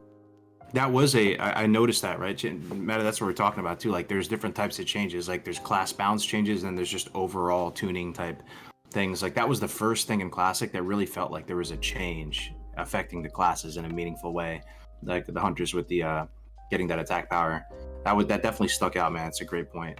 I also kind of agree with you, Cutie, that they're probably not going to do anything like custom for the game, right? But I do think there's a small chance, like a sliver of a chance, that they just like follow the private server suit a little bit and tune it up. JLN Brack touches the dial and cranks it up a little bit, and maybe like a 1% chance. But the thing, like, I never even thought about that, Fake Cutie. The idea that these sweaty guilds couldn't clear a TBC raid, like how interesting would that be if we started at that point? Where the TBC raids were made so hard that there actually could be an exciting world first race for TBC again, as opposed to it all falling over. And I guess you would just have to think, who wouldn't want that, right? And maybe the majority of players who are just more casual wouldn't want that, because the meta would be so sterile. But it could be a missed opportunity, like if they just cranked all the difficulty up, and people are like, yo, have you seen the rating in TBC Classic, dude? It's so hard, and all like the retail players are like, what? Like, the legacy raids are hard. Like, what happened? Yeah, I don't know. It could be a news piece, marketing piece. Do we think that would affect their wallet though? I mean, as in, I've told you over and over again, all I care about is raids and their difficulty. I want challenging raids. I don't want to go in and one-shot stuff. I want to go in, learn the mechanics, learn how we can do it with our composition, how we can make it work. That the strategy piece is what I like. But if it's that difficult where there's only a certain percentage, a low percent, let's say 10% of all players can actually clear the content because they're in a guild that's that good, do people start leaving? Well, what you could do was, to make it difficult in the beginning, and then like once the top guilds have started to clear it, you can still nerf it a little bit, so more and more by the time actually get to clear it. But like in the beginning, it's just gonna be like the really hardcore players that might have a chance. Because I like watching BFA, for example, when they race for servers first or world's first raid, where it's like a lot of days where they keep progressing, and that's really fun to watch. But like if you think about apes in green gear, some people not being 60, clearing molten core, imagine what will happen when you bring consumables, you bring next gear, you bring alts who has made like profession cooldowns, everything like that. It's gonna be cleared in one day, and you're gonna level to 70 so fast when you bring this gear as well, because you're just gonna farm dungeons to avoid world PvP. Yeah, if we love TBC and we want it to last, right? Yeah, that's maybe they do that, and that's kind of how they handle retail, right? Fake Cutie, like don't they make it super hard, and then limit or method will kill it, and then they nerf it a little bit, and it's almost like this iterative process. Yeah. People get used to that type of thing. Maybe they could do that with TBC. So even the casual players, and maybe I put myself in that boat, man. Just thinking about it, like the upside for them would be, hey, look, the game's going to be relevant for longer because it's taken longer to clear stuff, and stuff is a genuine challenge, and stuff only feels kind of sweaty when it's unnecessarily try hard to a certain extent, right? If stuff is already getting cleared and you're going to just insane lengths to try to kill it a few seconds faster, that's like this, that's like the sweatiness of, of like the speed run type thing, but if stuff was really hard, getting world buffs and going super try hard doesn't have the same perception. I don't know. Yeah, no, and I think what you said actually as well is a really good point, as in, would it then draw more people in? So I went the negative route, as in, would people start leaving because they can't clear the content? But would people who are playing retail at the moment because they like the challenging content, would they go, oh shit, everyone's wiping, they can't even down Vash? Would we see guilds from retail who are super hardcore, know what they're doing, move over, and populate the classic servers even more because that content's there? I mean, it's a possibility. So, Meta, what are your thoughts on Leatherworking? I mean, we went so far off topic. I just tried to bring it back in, but I mean, even I'm not going to be able to do that. So, well, if it's only a 4.5% haste buff, if you think about it, it is just kind of like bringing an extra. Is it Totem of Wrath? Down the last talent the elemental tree, which provides 3% hit and crit. It's kind of like just having one of them, but nobody moans about Totem of Wrath. So maybe it won't have that much of an impact, to be honest. Yeah, interesting. I also heard with Hunter, you guys might be able to chime in with your respective classes. Also in the chat, chime in. Like, there is a point where you get diminishing returns from haste. Like, you never want to dip below the global cooldown, apparently, because you start messing up with your one-shot macro or something happens. Like, it's only good up to a certain point. So maybe if you're super geared, you could get up to that point, and then the drums gets replaced with engineering. I'm just putting on my tinfoil hat here, because apparently isn't that the main thing with engineering that makes it no longer viable? If you use the grenades in combat, or a sapper, or whatever, the corium bomb, whatever it is in TBC, it puts drums on cooldown, I heard. So I don't know. I mean, I'm conspiracy theory. What do you have to think about that, Fake Cutie? Is that at all possible, or is drums just good, even super geared? I don't know, man. I'm gonna ban Leatherworking from my character. To be honest, I really don't want to roll Leatherworking. I hate when people tell me what I have to do in the actual game. Like, you have to roll this profession because it's min-maxing. I mean, of course, if I was really hardcore, sure, I would do that. But overall, you should be fine clearing all the content without bringing Leatherworking, to be honest. Like, guilds are clearing Classic right now without world buffs, without, engineering. So, enough preparation, and if you have, a good environment in the guild, and people focus on, being friendly to each other instead of, whining, then I definitely think you don't need Leatherworking. It's only for, the really, really hardcore raids that you need it. Or the raiding groups, I mean, I agree with what you're saying, but we are a generation, or the entire world, all we want to do is make things easy. So why, you don't want to go leatherworking because the meta is everybody should be leatherworking, and it's only a small gain. But if you wanted to wash your dishes, it's going to take you longer to do it by hand than to use a dishwasher. So you probably would get a dishwasher, because it's just easier. So if there's an easy way of doing something, like with world buffs, why raid without them? I wouldn't raid in Classic without them, even though I don't enjoy getting them. You're still going to raid with them because it's just easier, it's quicker. It's the way to go. So if leatherworking is the way to go for me, I'll be leatherworking. Because I have something to say to that. And this is a personal thing. I agree with you. I think you're actually right for the most part. But all I'm suggesting is that maybe we can look back on your experience in Classic, guys, and maybe try to course correct so that you can have a reality that meets your expectation. And for me, I just know myself at this point now that joining a sweaty raiding guild is a ticking time bomb. I have a fuse on my bomb or whatever. That fuse is going to run out. I'm going to burn out and stop raiding. Like it always has happened in the past, and it will happen again. And it's a combination of loot politics, being told what to do, being micromanaged, like the favoritism, all the stuff that just always happens every single time, no matter what, pretty much.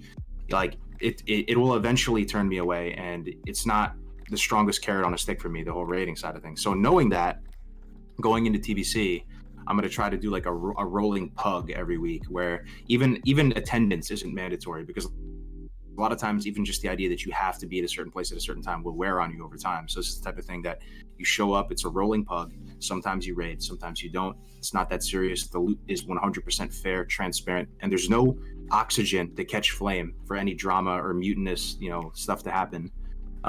So I guess to tie this in is like what Fake Cutie was saying. Like if someone's telling you have to be leatherworking, and they're telling you when to pop your drums, and you're part of this environment where like you don't have your like independence or whatever, like what's the point of doing that if you're going to burn out 2 months into it, right? Like think about like what's going to allow you to like play and have fun for the longer period of time, and that'll probably be better. Like maybe you gear slower but you continue to play actively as opposed to just going super hard. We've all done that probably on a fresh or two, where you go super hard and then you just burn out, then never play again. Again, I think it is a personal opinion. It's how you enjoy to play. Obviously not being governed to a certain extent, I agree with, as in, you've got to be on a Wednesday at 7 o'clock for 3 hours. You can't move from your fucking PC. You've got to come with this, that, the other, full preparation. But obviously that appeals to a lot of people, and it doesn't appeal to some of us. I'm not like that anymore, as in, you've got to have organised, like even with your pug, Cargos, you're going to do a rolling pug, but it's still going to be organised. You're still going to be going on a set day at a set time. The fact that these people have then got freedom to, they know if they miss 1 week, they're not going to be penalised. They can still come in the next week and get loot. That's sort of how I would like to see a guild. A guild that clears content. There's no no micromanagement, no Mind Führer at the top. It's just we're a group of friends who want to raid and clear content. When we come prepared. But at the same time, there's no like, oh, this guy's getting loot because he's been here, he hasn't got a job, so he's here 7 days a week. It's, about being fair. I totally agree with that. What about you, Matt? Like, what from a raiding perspective? I know we've gone so far off topic, but we will come back soon to Professions again. Like, what sort of guild would you be looking for, or maybe making yourself, or whatever, in TBC? Well, I like Fake Cutie's point about hating being told what to do. Very, very recently, actually, in my class of WoW guild, I changed my spec because I just got really, really bored of spamming Sinister Strike and Slice and Dice over and over again on my sword spec. So I thought, I'll try out daggers and I'll try out something strange just to keep the game a little bit interesting for myself. I think on average, I was probably doing 100 less DPS per fight. And now I've basically just been permanently benched. I don't even get invited to raids anymore. So, time to move to Mirage Raceway.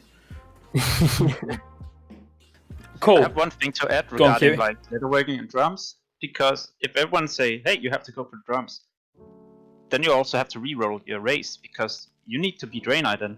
Like you need to have a Draenei in the group for the 1% hit, or you have to like re-roll Orc to Troll or something like that. Like if people really hardcore that much, then you also have to roll from Alliance to Horde, for example, because most people just do better on Horde when it comes to PvE in TBC. So I feel like, no, it shouldn't be mandatory to go for the drums. Like there's so many other things you can provide instead. Yeah, so we know it's optimal, but shouldn't be mandatory. I think we all agree. Well, when I say we all agree with it, I do and I don't. I understand all your points, and I think they're all valid, and there'll be thousands and thousands of people that will agree with each of you individually. But me personally, I would rather have 20 level workers in a raid, just because I know it's going to make it slightly easier. Mm-hmm. I think Fake Cutie, what Fake Cutie is saying is really, really useful too, because a lot of people, myself included, in the chat just don't know. They don't have a gauge for how hard stuff actually is because it's been so long, right? So if someone who's played on a bunch of these servers can say it's not mandatory, means a lot, man. Because some people are like, oh, okay, so it's not that serious, like you can have it or you can't have it, but it's not actually as much. Because if it wasn't for you saying that, all you hear is it's mandatory. So you go, oh my god, it must be that hard. Everybody has to have it, right? So well, we still don't know. Also, like, yeah, private servers are trying to emulate everything, but when we saw Classic, for example, compared to like the best vanilla private servers, there was like wrong with the damage and stuff like that. So we don't know if the rating is actually going to be easier. And you have to remember as well that most private servers make it harder. in TBC compared to if it's gonna be 2.4.3. So yeah, I would say it's not mandatory, but other people will disagree for sure. All right, look, that's leatherworking covered to death. I thought that was going to be the quick one. I didn't realise we'd be talking about it for bloody half an hour. So we've got 3 more. We're not going to cover gathering, fishing, and cooking. We was, but we're not now. So we'll just stick to the primary professions. Maybe we can touch on secondary professions and stuff in another episode. But I'm conscious of time, and we've still got 3 professions to get through. So let's just try and pick up the pace. I could do it in a sentence if you want. You can what, sorry? I could do it in a sentence if you want. Yeah, go for it. You get better stamina food. Well, technically, you just get better food for every single spec. There you go. You heard it here first. So Meta's done it. Yep. Good man. I would clap, but it will be annoying on the mic if you're listening on Spotify or something. So let's go enchanting. Now, I'll kick off briefly, give you my sort of 2 cents on enchanting. BIS PvP profession alongside Jewelcrafting, extra stats on the rings, plural, and we've already sort of touched on it that maybe at end game in tier 6, something like that, you might be picking enchanting up just to enchant your rings and then drop it. Anybody can go enchanting. There's certain classes that I feel that it's more suited to as feral, as an example. You know, you need leatherworking. Yes, you're going to make great gear and stuff like that. But then the other professions don't probably fit with them quite as well as either Jewelcrafting, but when the big gems are available, and that's a big point, because if it was in a 2.0 itemization, there are no big gems, which makes Jewelcrafting purely a profitable profession, nothing else. But enchanting, obviously, from day one, the ring enchants are in. So, you know, you're getting that benefit no matter what itemization you're in. So, enchanting, I think, is quite strong. Let's go Cargos. Your mic's muted. Oh, sorry about that. Yeah, I heard enchanting is very strong. Like PvPers go Jewelcrafting, enchanting in the arena. But I've heard conflicting things too. So it's gonna be good to talk it out. That the enchants are very powerful. You put them on your rings, and that in tandem with the superior gems from Jewelcrafting give you like a considerable advantage, I'd have to say. And the other thing, just to tie back to what we said earlier too, it's also, if you have buku money and it's not setting you back at all, you can level up enchanting all the way, enchant your rings, extract the full benefit in terms of some kind of combat benefit, and then drop it and move on to greener pastures. Yeah. Cutie, what do you think? Enchanting. If I had a ton of gold, and maybe if we hear that there's not gonna be like fresh servers, then I might actually go with enchanting in the beginning as well. And the moment I get some really good either pre-rate BIS gear or like some BIS gear, then I might enchant and then swap. But for me, I don't know. Yeah, it's gonna be really expensive, also because then you have to go enchanting every time you get a new ring. It's not like you can make a scroll or something like that and then keep enchanting the ring. Like, you have to do enchanting over and over every time you get a replacement. Yeah, Goblin, thoughts on enchanting? Well, obviously when TBC comes out, there's going to be some new cool weapon enchants like Mongoose, which procs 120 agility, and it procs quite frequently and it looks pretty awesome on your weapon. You've also got Executioner, which reduces the armor of the target, which is always ridiculously powerful. And apart from that, like, the only thing I can add is, if you're like me and you're really lazy when it comes to gold farming and professions, like, enchanting is a pretty good way to make money, because whenever you win like a greed roll on a piece of blue gear, so for instance, blue gear vendors for about 3 to 6 gold, you can probably disenchant it into a, pretty sure it's called large prismatic or small prismatic shard. I can't remember the precise name, but anyway, the shard will sell for like a good 20 gold normally, depending on the server. But so that's a great way to, because you're always going to be doing dungeons and you may get like a couple of pieces per dungeon, so every dungeon you do, you may get like cheeky 40 gold. And that's like, you're making gold like simultaneously while playing the game, rather than having to like take time out of your day to not go out and get gear and to do something totally separate, which, and farming gold totally separate. Yeah, totally. I mean, for me, as I say, Enchanting, like you touched on, some of the new things that come in, like Soul Frost and Mongoose and Executioner, and everyone's going to need them. And I think the enchanters early on that get lucky, because even Mongoose. So for anyone who don't know, Mongoose drops from the second boss in Karazhan, so Morrows. You're going to be limited from to begin with. I don't even know if I've seen it drop. I think in all the private server Karazhan raids I've done, I don't think I've still even seen it drop now. So you're going to have a lot of gold making potential just charging a fee for enchanting those things. You've got to be lucky, obviously. But is there any classes that we feel enchanting suits more than others? I mean, Cargos touched on it around arena. I mean, if you're doing arena, then I would say probably it doesn't matter what class you are. Getting that +8 stats on your character just from your profession, it is. I'm not going to say essential. I don't like saying essential, but it's definitely a benefit. What do you think, QT? Is there any classes that suit enchanting more than others? Yeah, everyone, I would say, because you go for enchanting, you enchant your rings, and now you go leatherworking. Yeah, that's for min-maxing. But overall, yeah. Like, if you need the drums, the buff, then you also need to do enchanting for the ring enchants. So, like, you can do it without the ring enchants as well. So, it's min-maxing once again. And yeah, if you like to PvP, definitely a go-to. Cargos, would you go enchanting? I know you've got your profession set on engineering leatherworking, but has this conversation maybe steered it slightly, or...? Yeah, I mean, the thing I wasn't factoring in, like what Fake Cutie says, it is really expensive to level this stuff. Like, I did a JC guide, I haven't released it yet, but, the 1 to 300 isn't too bad if you start now, but, like, this stuff is expensive from 300 to 375. Enchanting is probably in the same vein. Like, you hear that engineering is really good on fresh.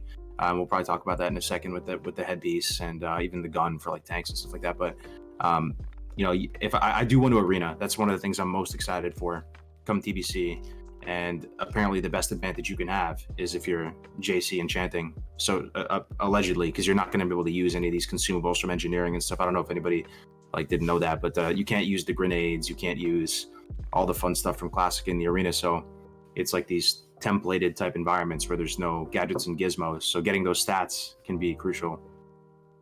Yeah, totally. Matt, what about you? Final thoughts on enchanting?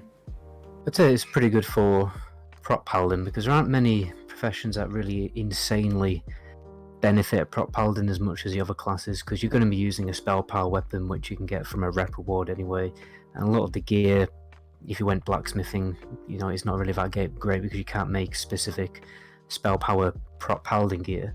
So, and obviously the cheeky little bit of spell power on your rings is really useful for a prop paladin, because obviously you need spell power to get threat and things like that. So if I was a prop paladin person, I'd probably get engineering and enchanting. Yeah, no, that's cool. So yeah, enchanting overall, good profession all round. You probably will make some decent gold from it, and yeah, if you're going to be PvPing specifically arenas, then maybe that's the way to go for you. You touched on it, Cargos, before, so let's go engineering, and I'll let you kick off.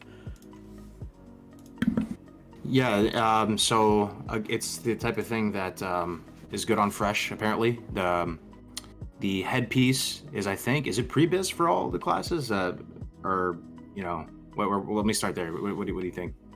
If it's in, depends on the itemization.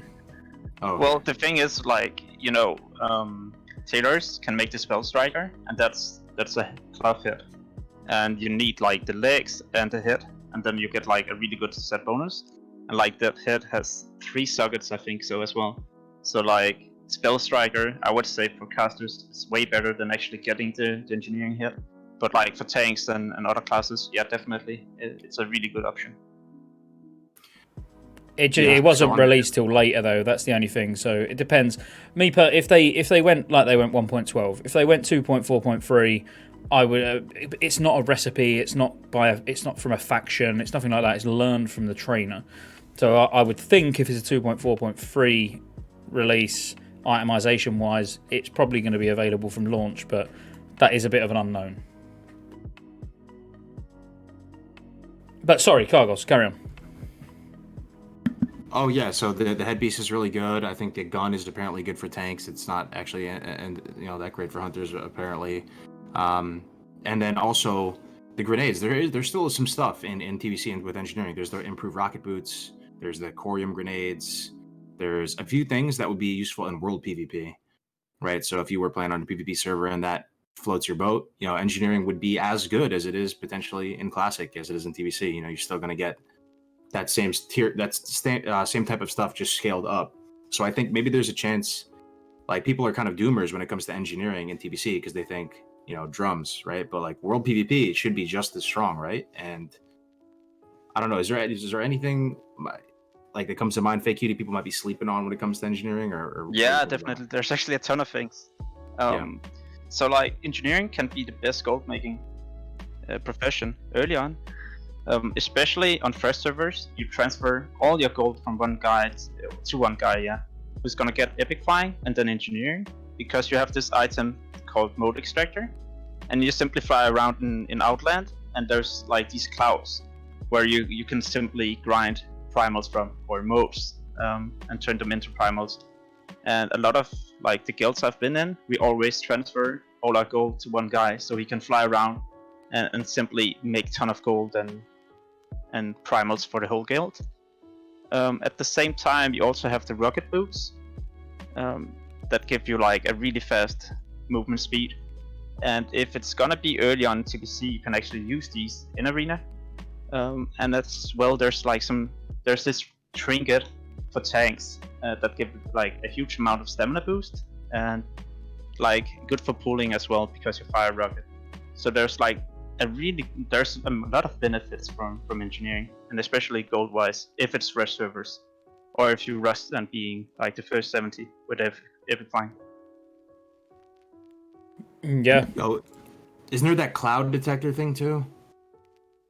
Yeah, you mode can't extractor. detect the clouds. There's only like mode extractor. Oh yeah, but that's pretty good though, right? Isn't it? You find like the clouds. That's what I said. Yeah, it's the best gold making. Oh, I didn't understand. Okay, gotcha. Oh yeah. Because imagine if people bring ton of gold, and you're the first 70, and you can farm all the primals. You don't have to kill anything, and there's so many clouds in TBC. So if you just fly around and pick up all the primals, then you can basically make 1 to 2k gold an hour easily. Gotcha.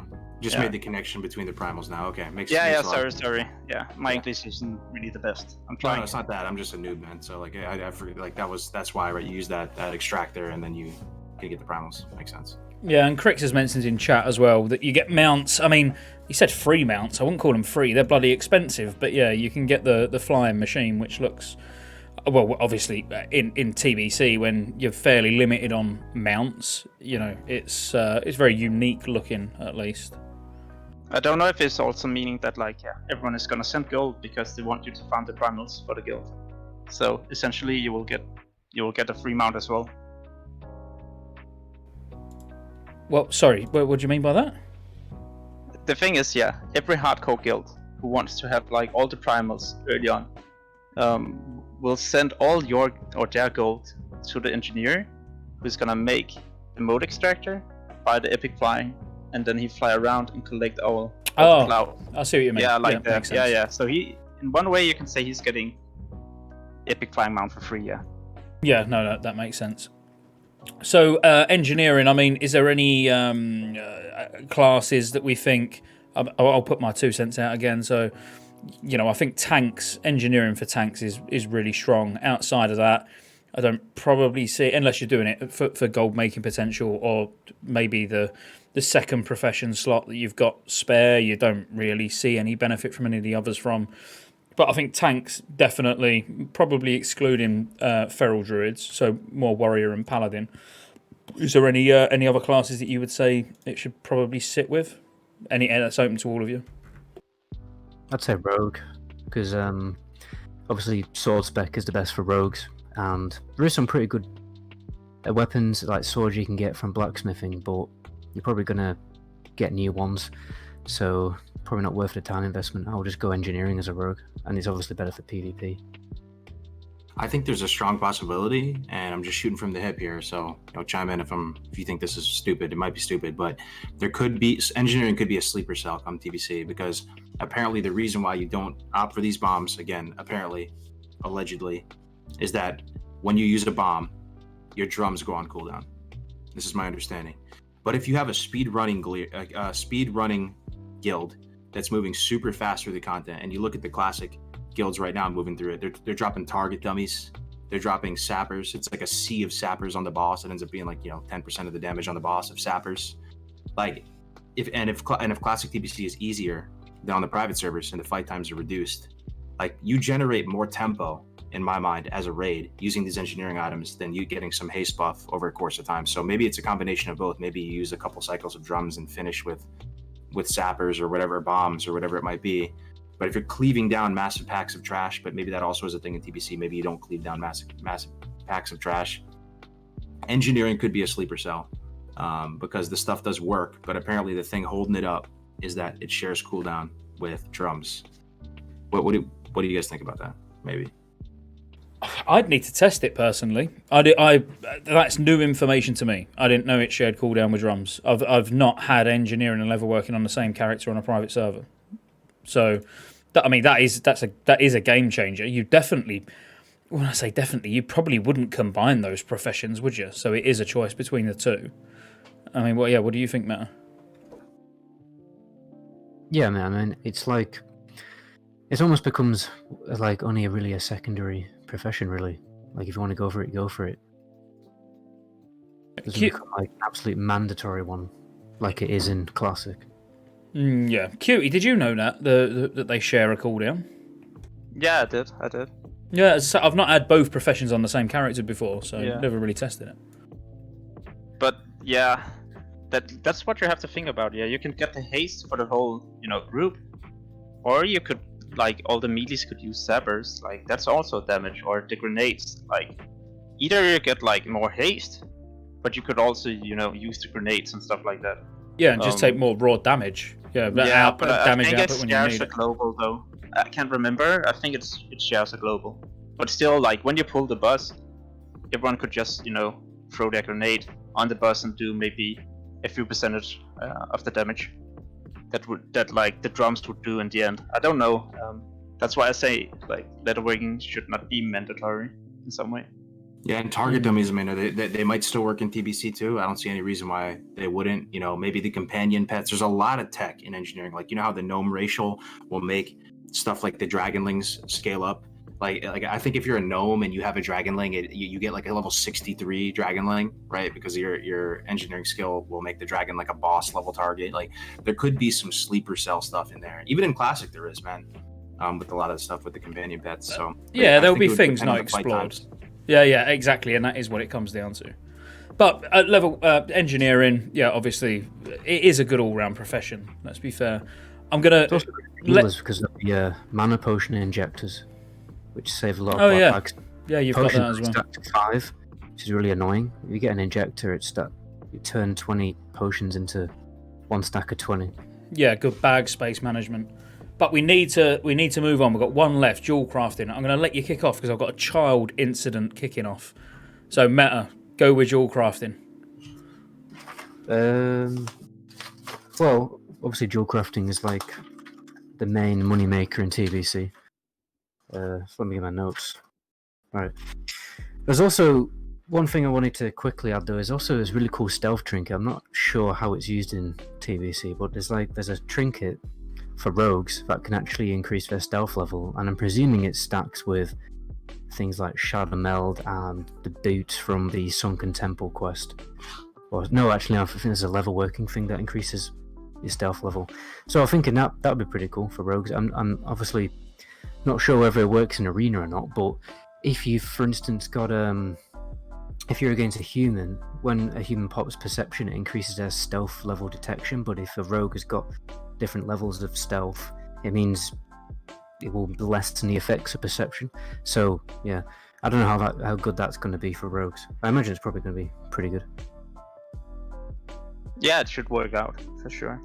There's also a headpiece who's going to give the same increased I think it's stealth detection or increased stealth. I can't remember, but there's like some 70 epic piece who's gonna do the same. I think it's the engineering headpiece. It increases stealth protection.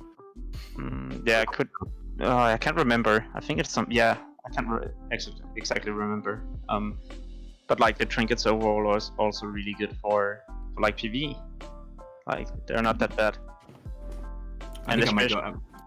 Yeah, I'm gonna have some fun with the engineering. I'm looking through the stuff right now, like figurine, like the boar figurine trinket. Like this might be the type of thing you can pop before the boss fight even happens, so you can swap it out.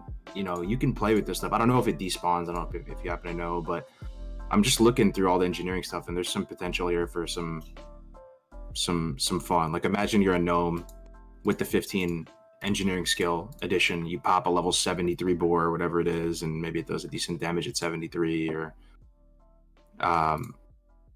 some of these trinkets and stuff. That's pretty useful for a prop paladin to have engineering, because there's like a few abilities that can do a range pull, and an alliance prop paladin literally has no way to do a range pull apart from Avenger's Shield, but sometimes you can't use Avenger's Shield because it would affect more than one enemy. You're only trying to pull one, so sometimes the engineering item is quite useful. Like the, I think it's called the bigger one, which is like this huge rocket you just shoot at your target, which generates a decent amount of threat. It's very useful on the first boss of Gruul's, because you only want to pull one boss to get loads of aggro on him. Because if you use Avenger's Shield, in that case, you'll just pull like 3 bosses at once, and it'll be a shitstorm. I love watching the tank panic when it resists. And sorry, yeah, I am back. It was I was getting really paranoid that you could hear kids screaming in the background. So. Oh, I guess what I was thinking with the fell steel boar, I wonder. So Dre and I have a ratio for Jewelcrafting, right? It's 15. Yeah, so I wonder if the fell steel boar will be a higher level because of the Dre and I ratio. I actually haven't tested that. I could probably just go on and test it. Yeah, it would be good to know. So yeah. Yeah, just fun stuff. How do you guys feel about the JC trinkets though? Are they decent? They're all right to start with. Do you know what I mean? None of them are. They're a good starting trinket. I wouldn't say for me personally it would be a reason to go JC. You know, they're good, but probably not why you would roll Jewelcrafting. Me personally, I would roll Jewelcrafting just to appease my habit of gambling, because that's what I see Jewelcrafting as. Is just, you know, get loads and loads of ore, and you might make loads of gold out of them by prospecting them, or you might make none. You know, I think that for me is I love Jewelcrafting. By the way, if I could have it on my main, I would have it on my main. I imagine that the classic wild trinket is probably better than the Jewelcrafting ones, to be fair. Like in Sunwell Plateau, there's like rings and neck strapping as well, where you need Jewelcrafting, and these are really powerful. So like definitely someone has to go for Jewelcrafting, I would say. And also, yeah, because of the epic gems you maybe can make on launch, we still don't know. And again, obviously, Crix in the chat has also just mentioned about the JC necks that are rotated in raids, where you get like crit or spell power or attack power to the party. I must admit, I didn't know that was a thing much past tier 4. Again, Crix, correct me if I'm wrong, because I thought the gain was sort of quite minor. But yeah, it is another reason to bring a Jewelcrafter. But are they not BOE anyway, if I remember rightly? Is it fake QT or some of the items there is bind on take up the neck, I think it is. The ring should be bind on equip, yeah. Yeah. You need someone to have Jewelcrafting in order to make it, so someone has to roll it, and it might be you. It won't be me. I'll be leatherworking twice. Oh no, you can't do that. That's a shame. So yeah, I mean, Jewelcrafting overall, and again, going back to sort of Cargos' point when we were talking about Enchanting, you know, putting Enchanting and Jewelcrafting together as a PvP are amazing. Like absolutely amazing. And we're getting told off because we've been going on too long. It's been 2 hours apparently. So if we leave it there and just sort of briefly just wrap up around all the professions, which, you know, shouldn't take too long. So I mean, you know, Alchemy, we're saying that anybody can go Alchemy. You know, good profitable profession to be. Blacksmithing, probably only going to go blacksmithing if you're a PvPer who wants a big beefy weapon, or in PvE if you're like a ret paladin that doesn't exist, warriors that won't exist, and enhancement shamans, definitely they'll be there. Enchanting, anybody can go enchanting, still going to be good. Engineering, I think Cargos was onto a point. We don't actually know. I think, at the moment we say tanks will want engineering for big stamina trinkets with a range pull potential and stuff like that. But it is a very good point on the basis that drums, you're losing some of that haste versus everybody being able to burst big packs down. Maybe that's a thing. Probably something that was worth exploring. I'm not saying it's going to go either way, but we'll see. Jewelcrafting, if you're a gambler, go jewelcrafting, but very good for PvP as well.